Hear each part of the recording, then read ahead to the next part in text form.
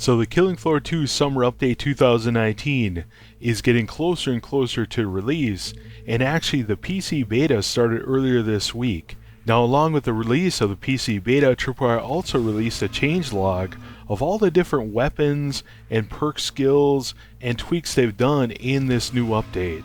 Hey guys, it's Chris of B&B Gaming. Welcome back, and I hope you're doing awesome today. Thank you for your likes, your shares, your comments. They definitely help me out by basically telling YouTube that you like the video, which helps them promote it more and helps the channel grow. Now, to start with, guys, like I said at the beginning of the video, the PC beta is available right now on Steam, and Beta Wave 1 is expected to run until next Monday, so the 27th, and Beta Wave 2 is expected to start next Tuesday.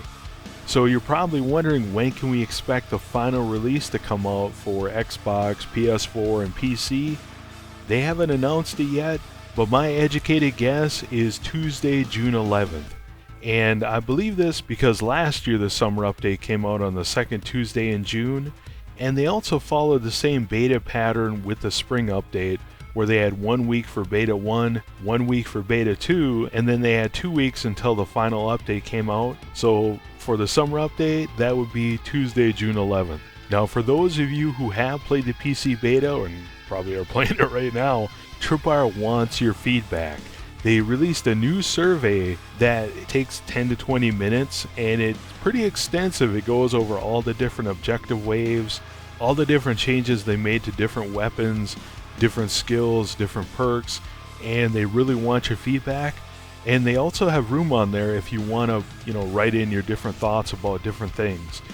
Now, as far as the changelog and all the different changes that we can expect in the update, I'm not going to go over stuff I've already covered in other videos, but I will leave a link to the blog post in the description below if you want to read it for yourself.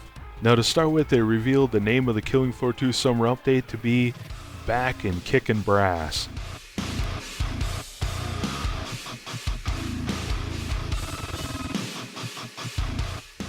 Now next, they gave us more details about objective mode, and the first bit of information is that every wave is going to have a mandatory objective, and that these objectives must be accomplished to proceed to the next wave. Next, each objective map has story elements, and they're saying that each map has unique user interface elements, characters, environmental objects, special effects, cinematics, and voiceovers to convey a narrative experience along with the Zed carnage. Now, as far as the plot goes, or the story goes with each one of these maps, with Steam Fortress, we the mercenaries are preparing a rocket to assist Lockhart in his magnificent journey to reach beyond the sky. For Zed, guy's so weird. With Zed landing, we the mercenaries are working with Dr. Agata Biyu to uncover the events of the Horizon plane crash and locate important information for her before Horizon gets their hands on it. Now, with Outpost, the story goes that we the mercenaries are assisting Dr. Agata Biyu in retrieving server data from the abandoned Horizon base before destroying all traces of it to eliminate the Zed threat. Now, with the new objective mode, they actually have a couple new objective types. The first one is transport. Now, here players are required to pick up an item and deliver it to a predetermined location on the map. The objective is complete once the required amount of items are delivered.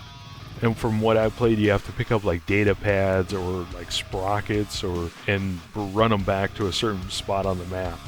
Another new objective type is exterminate. Here it says that players are required to kill Zeds until the Zed counter reaches 0, and it says that these waves can have special makeups to differ from the survival game mode wave variants. Another thing they talk about on the blog post is that Prestige Rank 5 is now available, and with Prestige Rank 5 you get a new icon, 50% bonus XP, and they also have new Rank 5 Prestige weapon skins.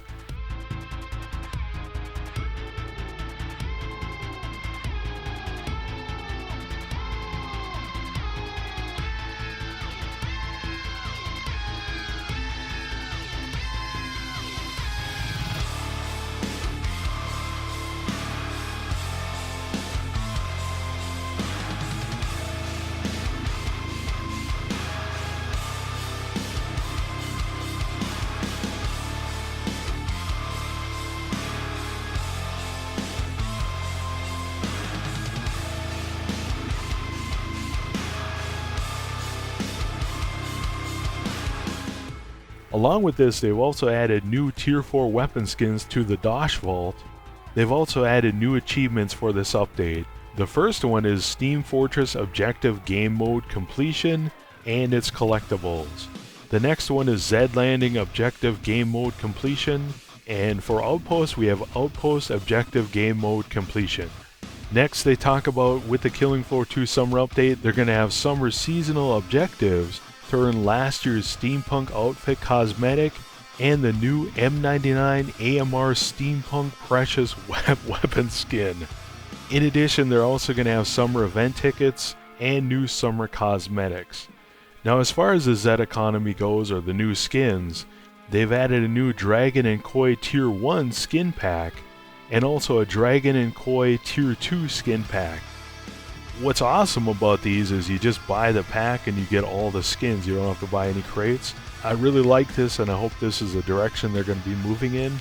In addition, they also have a Clot backpack bundle. Now as far as new crates, they have the Project H Series 1 crate,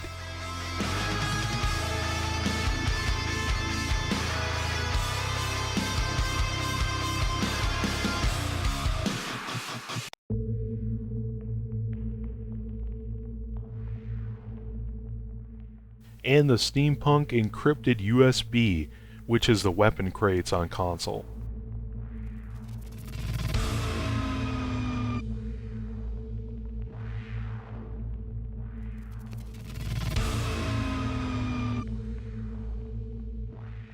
Another thing they've been working on for this update is they've been adding interface improvements. The first thing they talk about here is that they've added an objective tracker for any wave with an active objective that is optional or mandatory.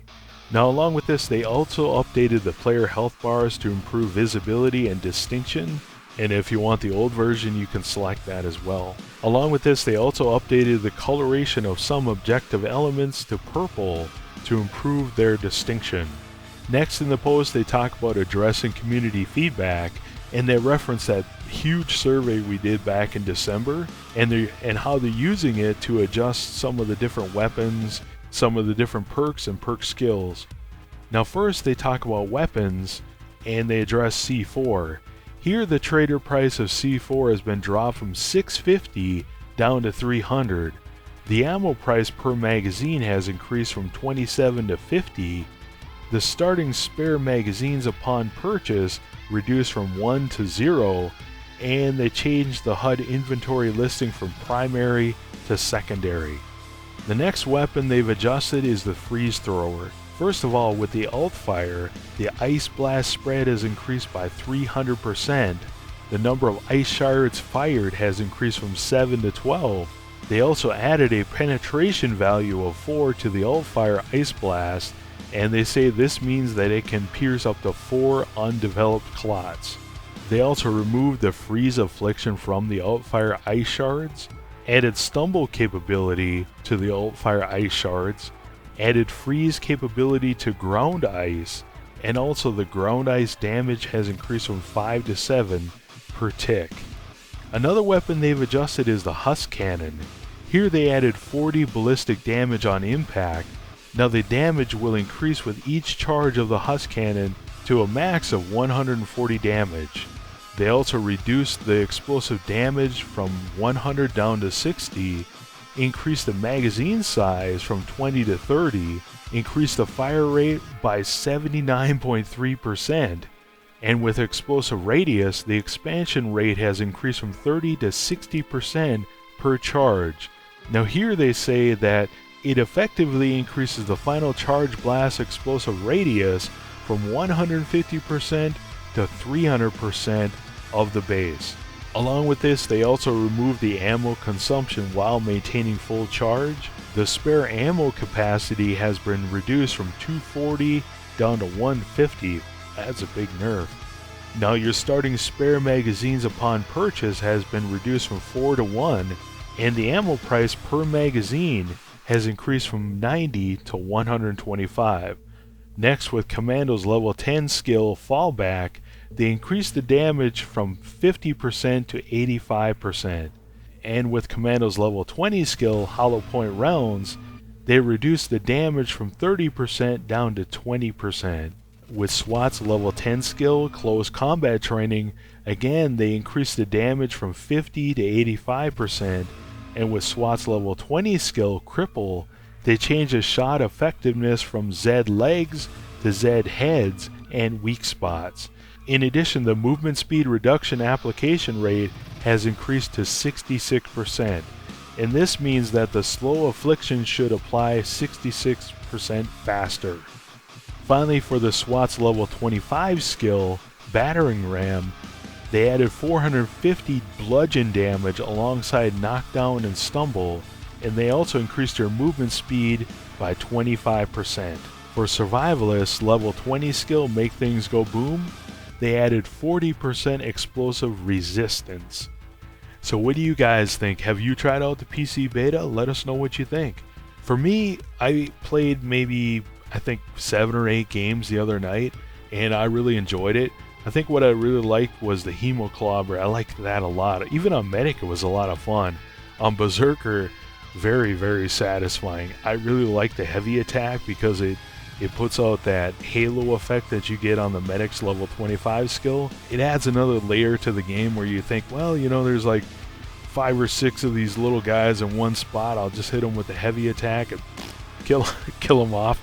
In addition, you can take on a Fleshpound or Scrake, and with the heavy attack you can heal yourself while you're getting pummeled in the face, so that's always nice. As far as objective mode itself, I think it's a lot of fun. One concern I do have is about the VO on objective mode. It seems like all the objectives are in a sequence, okay? So wave 1 you have the trader pod, wave 2, I don't know, you go pick up the data pads and bring them back to wherever. And along with that you have certain voice lines that come from a Dr. BU.